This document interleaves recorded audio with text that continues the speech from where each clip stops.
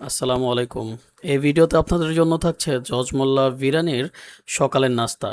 আলোচিত সমালোচিত জজমোল্লায় কেমন নাস্তা সার্ভ করে সেটাই দেখাবো আপনাদের এই ভিডিওতে। চলেন শুরু করি। তো সকাল সকাল আজকে বেরিয়ে পড়েছি। আকাশটা খুবই মেঘলা।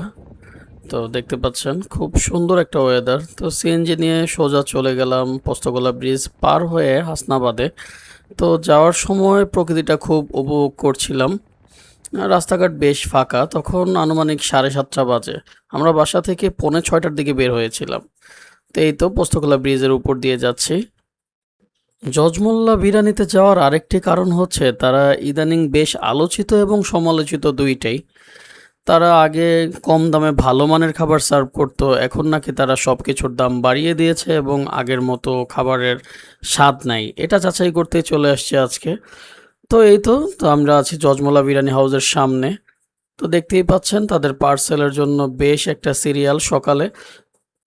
তো চলেন ভিতরে যাই। ভিতরে আসতেই এই তো তাদের খাবারের চার্ট লাগানো।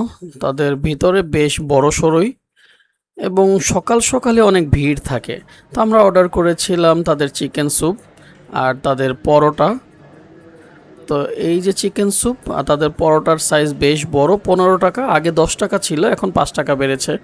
আরও নিয়েছিলাম সুজির হালুয়া এবং ডাল ভাজি।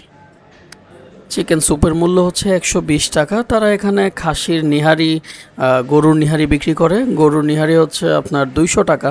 এর মধ্যে বড় একটা হাড্ডি থাকে যেটা আমার পছন্দ না, এজন্য নেই।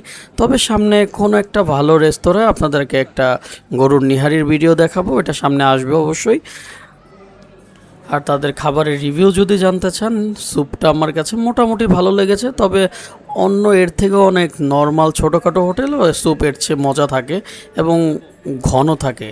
120 টাকায় এরকম পাতলা টেলটেলা স্যুপ আমি আশা করি নাই। তো আমার কাছে ওভারঅল খাবারটা তেমন ভালো লাগে নাই। আপনাদের কাছে কেমন লাগে তা আমাকে কমেন্ট বক্সে জানাতে পারেন। ভাই আমি কোনো বড় মাপের ফুড বিশ্লেষক নই। ওই যে অনেকে রিভিউ করার সময় বলে আদায় কিক মারে, এই ঝাঁজ ওই ঝাঁজ, এরকম কোনোটাই আমার এই খাবারের মধ্যে লাগে নাই। অ্যাজ ইউজুয়াল সকালের নাস্তার মতো একটা স্বাভাবিক নাস্তা। তবে নাস্তাটা অন্যান্য জায়গায় আমার কাছে অনেক মজা লাগে, কিন্তু আজকের এই নাস্তাটা আমার কাছে জমে নাই আর কি। আর তাদের খাবারের সার্ভিস বলতে গেলে ওয়েটার খাবার দিয়ে অনেকক্ষণের জন্য গায়েব হয়ে যাবে, আপনার চেঁচিয়ে তাকে নিয়ে আসতে হবে। তো এই ব্যাপারগুলো মাথায় রেখে যাবেন এখানে গেলে। তো আমি যেটা শুনেছিলাম এটা আসলেই সত্যি, তাদের খাবারের মান আগের মতো নেই। তো তাদের তেহারির অবস্থা কি তা আমি সঠিক জানি না। তো এটা কোনো একদিন যদি পারি আপনাদের খেয়ে জানাবো ইনশাল্লাহ। তো এই ছিল আজকের খাবার দাবার। আর দেখা হবে পরবর্তী ভিডিওতে। তো ততক্ষণ সবাই সুস্থ থাকবেন, ভালো থাকবেন। আল্লাহ হাফেজ।